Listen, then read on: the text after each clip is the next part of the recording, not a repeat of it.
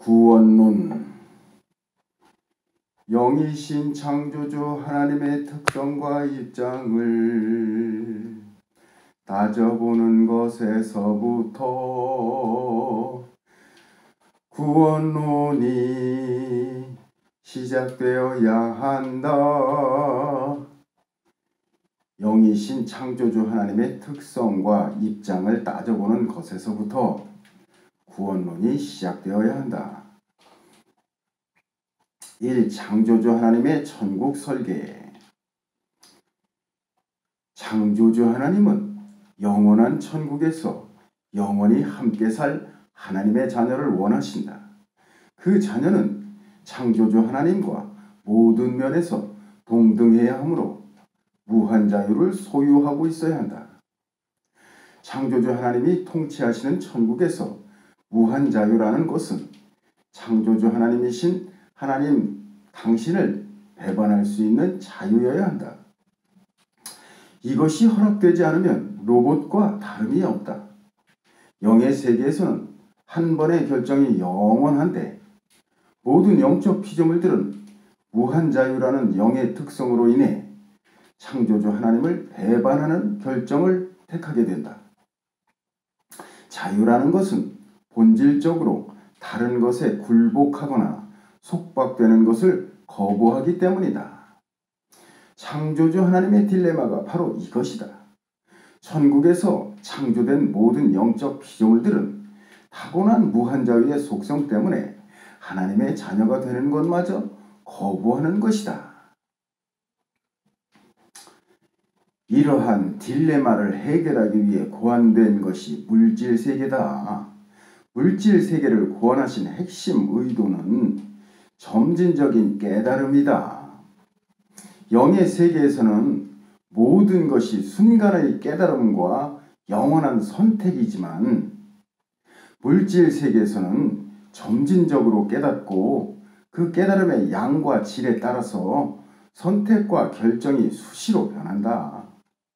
이처럼 물질세계의 특징은 쉴 새 없이 변하는 것이고 그 변화 속에서 인간이 태어나고 성장하여 죽음 또는 영원한 생명에 이르는 것이다. 인간은 무지의 상태에서 태어나 하나씩 배워나간다. 3살짜리가 알았던 진리는 7살에 수정되고 15살에 다시 깨우치며 24살, 38살에 바뀌고 또 변화한다. 그 깨달음과 변화의 내용은 사람에 따라서 천차만별이지만 가장 바람직한 깨달음과 변화의 궁극은 창조주 하나님께 이르는 것이어야 한다. 이 천국을 향한 인간의 출발. 창조주 하나님의 구원 계획은 인간이 가진 무한 자유와 인간의 궁극적 선택에 의해 성패가 갈라진다. 인간에게는 누구나 탐구심이 내재되어 있다. 이 탐구심은 인간의 성장을 위한 추진동력이다. 모든 인간은 탐구심이 이끄는 대로 삶의 방향을 잡아나간다. 이 탐구심의 초기 활동은 주로 외부 사물에 대한 궁금증을 해결하는 데 주력한다. 외부 사물에 대한 궁금증이 어느 정도 해결되면서 자신의 정체성에 대한 내부적 질문을 하기 시작한다. 구원의 근원적 출발은 자기 자신에 대한 탐구에서 비롯된다. 자신의 정체성과 존재 의미에 대한 탐구와 성찰은 인간이 동물이 아니라는 자각에 이르고 나아가 인간은 영적 존재라는 의문점에 도달한다. 물론 많은 사람들이 존재론적 탐구를 도중에 포기하고 탐구의 대상을 물질세계에 국한시키면서 영적 자각에 이르기를 거부하고 있다.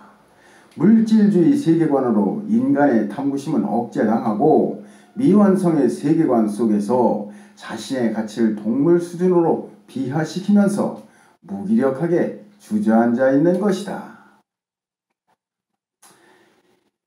인간의 천국을 향한 출발은 자기 자신에 대한 끝없는 탐구에서 시작된다.